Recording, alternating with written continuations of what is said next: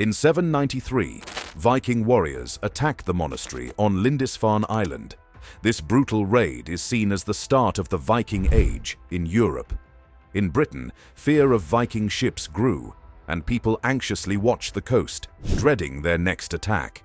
Back then, England was split into 7 small kingdoms called the 𝐼𝐴𝐵𝐻. These kingdoms didn't have strong navies or large armies, making it hard to protect even major cities, let alone small coastal villages. Over the next 50 years, the Vikings raided places like Canterbury, Dorchester, and London, along with many smaller towns.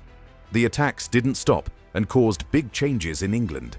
Northumbria weakened due to internal conflicts and broke into 3 parts. East Anglia fell under Mercian control, but later became independent. Mercia grew strong, gaining land like Middlesex and Essex, and even protected other nearby kingdoms.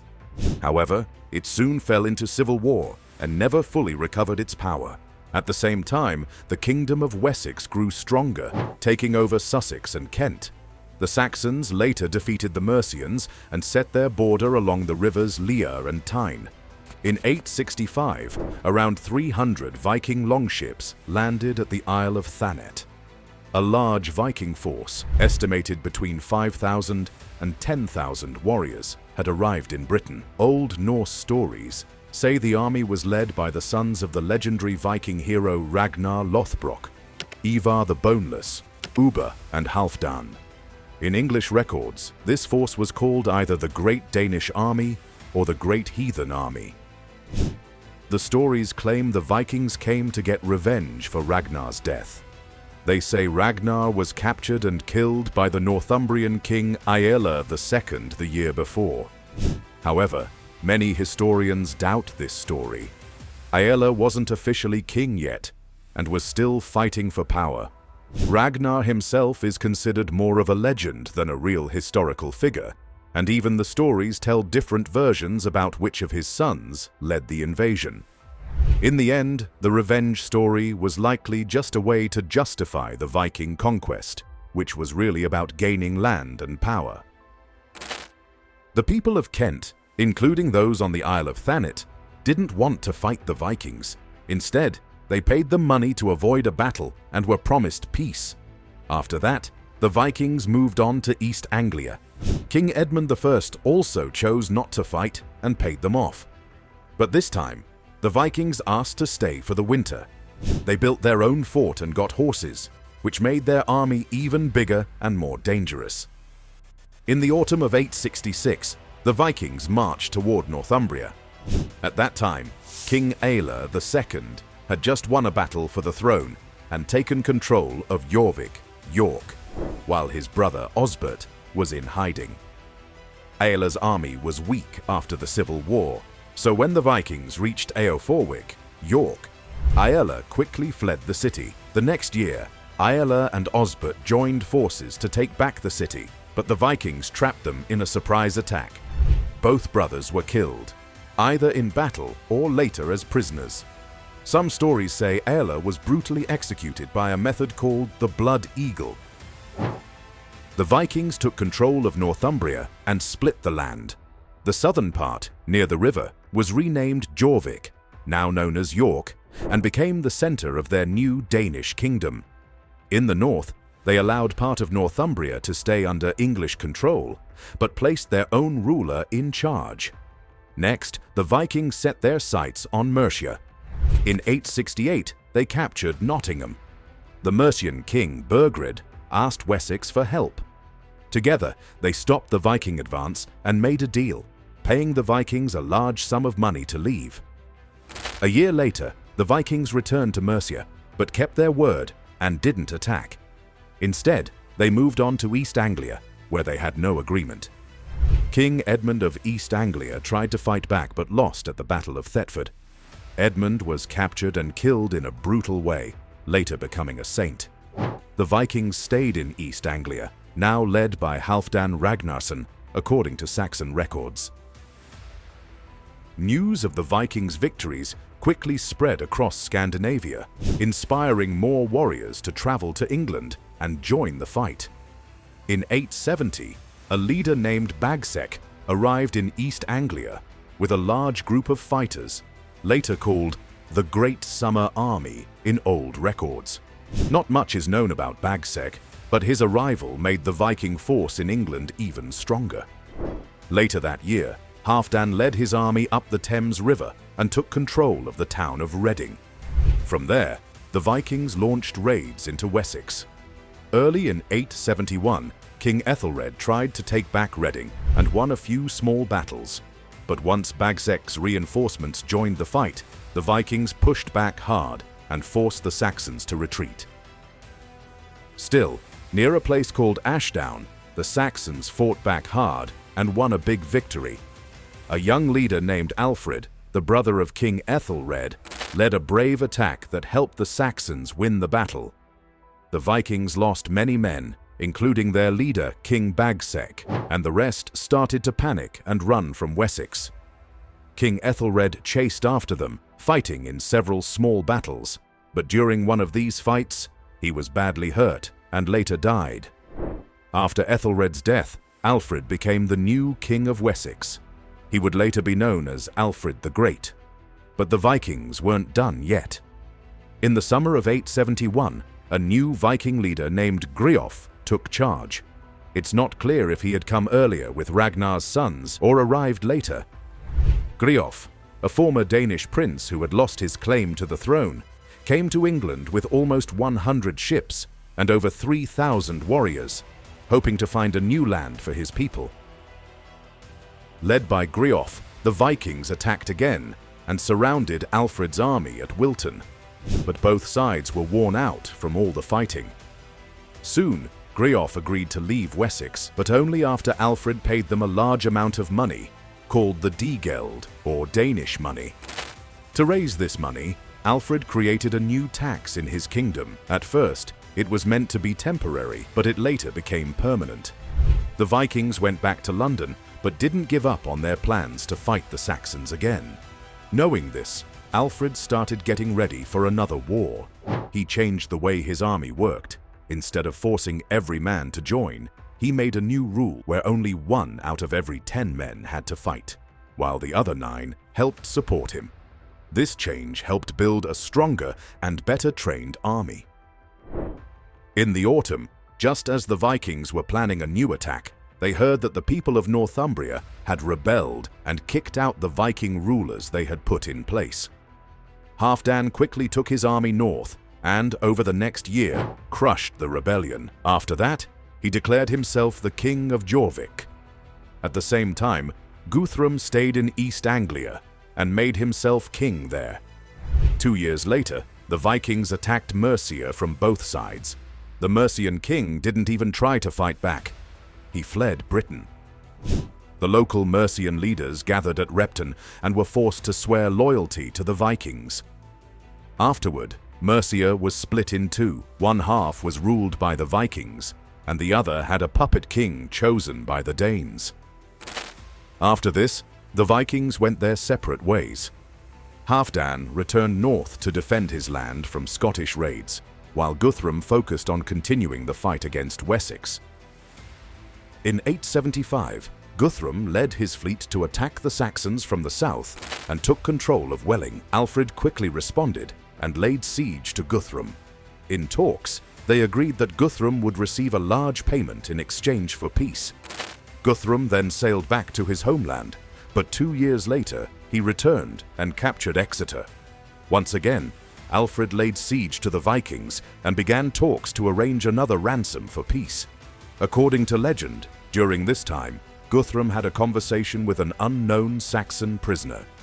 The Viking king asked how he could defeat Wessex, and the prisoner suggested that Guthrum either needed to gather a larger army than Wessex or give up on conquering the kingdom.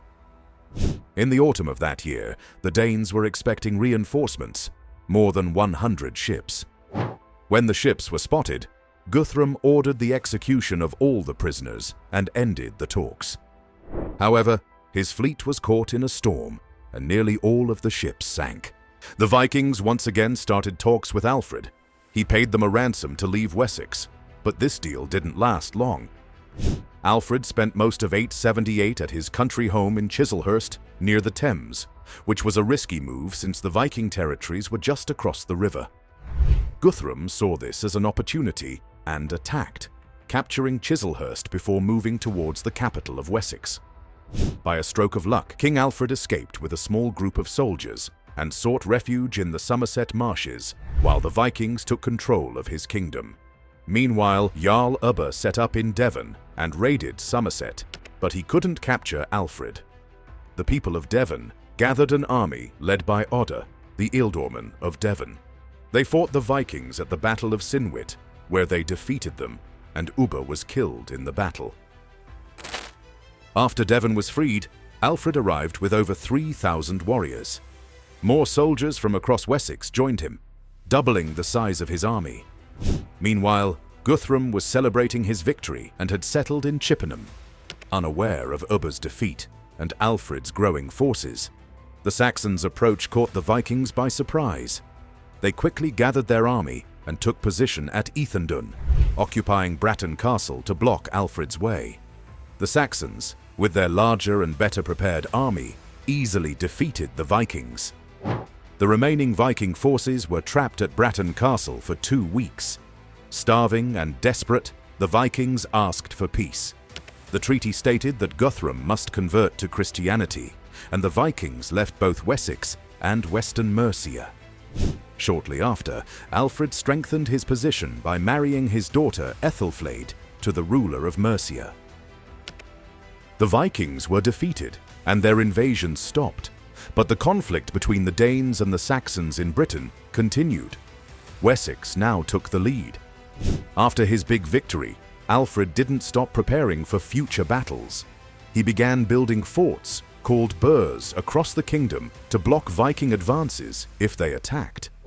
Alfred also started constructing a larger and stronger fleet of ships to defend against sea invasions, making his ships more powerful than the Viking 𝐼𝐻𝐿. The Vikings, who had only pretended to submit to Guthrum, didn't follow the peace agreement. One Viking group settled in London and kept raiding Wessex. Eventually, Alfred had enough and, in 886, crossed the Thames with his army to lay siege to London. The Vikings weren't ready for this, and the city quickly fell to the Saxons. Once again, Guthrum asked for peace. England was split into 2 parts, with the border running from London to Chester, marked by the old Roman road from Canterbury to Wroxeter, now called Watling Street. On one side, the Saxons were in control, and on the other side was the Danelaw, or Viking land. The Danelaw wasn't a separate state. It was made up of the same kingdoms that existed before the Vikings arrived. What made it different was that Scandinavian leaders, known as ealdormen, ruled there. The laws were based on Scandinavian customs, and many of the people followed those traditions. It was also open to settlers from the north. The Viking alliance in the Danelaw quickly fell apart. Kings changed almost every year, and their authority was mostly symbolic. The real power was held by local ealdormen, who constantly fought with each other to become king. The Danelaw became a base for pirates, with Vikings from Britain even raiding lands in Scandinavia. Eventually, the Danelaw split into 3 areas: the Kingdom of 𝐼𝐿, where the descendants of Halfdan and Ivar Ragnar fought each other for power; the Kingdom of East Anglia, where Guthrum stayed in control until 890, when a civil war broke out; and the 5 burgs, where a group of ealdormen shared power. Alfred soon had the chance to test his changes. A group of Vikings led by 𝐬𝐿-ħosin, who had previously raided the Franks, arrived in Britain. In 892, 𝐻osin landed in Kent, but after a short time of looting, he had to retreat from Alfred and leave behind much of his army, which was then defeated by the Saxons on the Kent shore. In 893, 𝐻osin raided Devon and then invaded Mercia, where he was defeated at the Battle of Buttington. However, he later captured Chester, but abandoned it by the end of the same year. In 894, 𝐻osin's army settled in Essex and built a fort at Bedford near London. But by the next year, Alfred arrived with his forces and drove 𝐻osin out of Britain. In 896, a major victory for the Saxons occurred when they defeated the Vikings at sea for the first time off the coast of Dorset, though it came at a high cost. Alfred died in 899, and his young son Edward I took the Wessex throne after a power struggle with his cousin Ethelwald. Ethelwald, lacking a strong army, lost the fight and fled to the Danelaw, hoping for help from the Vikings. The Vikings, led by the king of East Anglia, 𝐼𝐻_𝐴𝐻_, attacked Wessex by sea, looted the land, and then withdrew.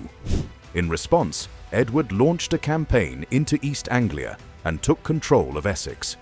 On their way back, the Kentish forces fell behind the main army and were attacked by the Vikings at home.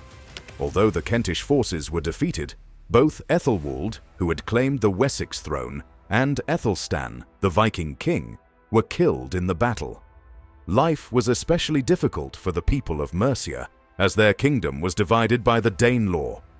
In 909, the Mercian ruler 𝐸_II invaded the Danelaw, claiming he was protecting sacred relics stored there. The Mercians captured some forts, but couldn't hold them. In 910, the king of 𝐬𝐻𝐫𝐞, Halfdan II, invaded Mercia and started raiding. Ethelwald II, who was waiting for Edward, moved to face the Vikings in the Battle of Tettenhall. The allied forces won the battle, and Halfdan II and his brothers were killed.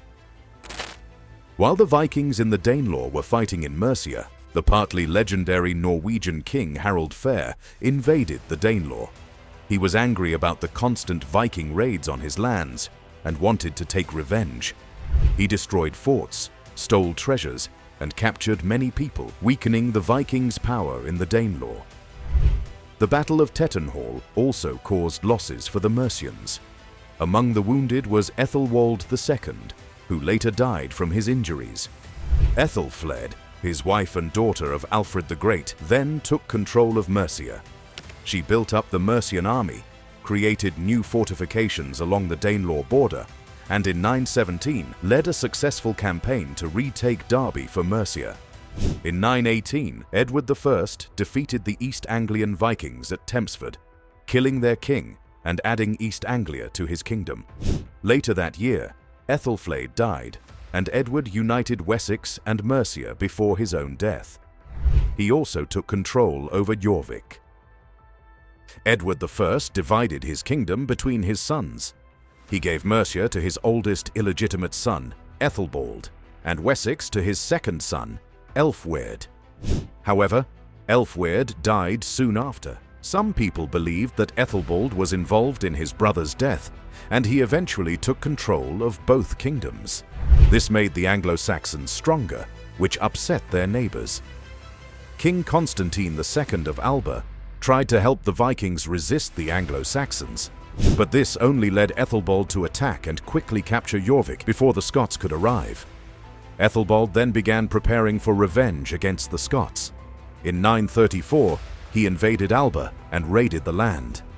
Constantine II retreated into the mountains and avoided battle, instead starting to form a group of allies against Ethelbald. This group included Owain ap Diengwall of Strath, the King of Dublin, and son of the last king of 𝐬𝐻𝐫𝐿, Olafr, the Vikings from the Isle of Man, the Hebrides, and the Orkney Islands, known as the Kingdom of the Isles, along with some 𝐬𝐻𝐫𝐿 ealdormen who wanted to end Anglo-Saxon rule. In 937, a large army of Vikings, Welsh, and Scots, numbering over 10,000 warriors, invaded England. They took control of Northumbria and gathered in 𝐬𝐻𝐫𝐿 before starting to raid Mercia. Ethelbald gathered his forces and went to meet them. The two armies fought at Brunanburh, though the exact location of the battle is still unknown. This battle marked the final unification of the Anglo-Saxons. Before, they had been divided into Saxons, Angles, Mercians, and Northumbrians, but after the battle, they united as English. Together, they defeated their enemies. Olaf and Constantine fled the battlefield, and Owain was probably killed as he disappeared from history. After the battle, the English kept all the land they had gained and established a new state called England. This new kingdom would face more challenges and conquests in the century to come.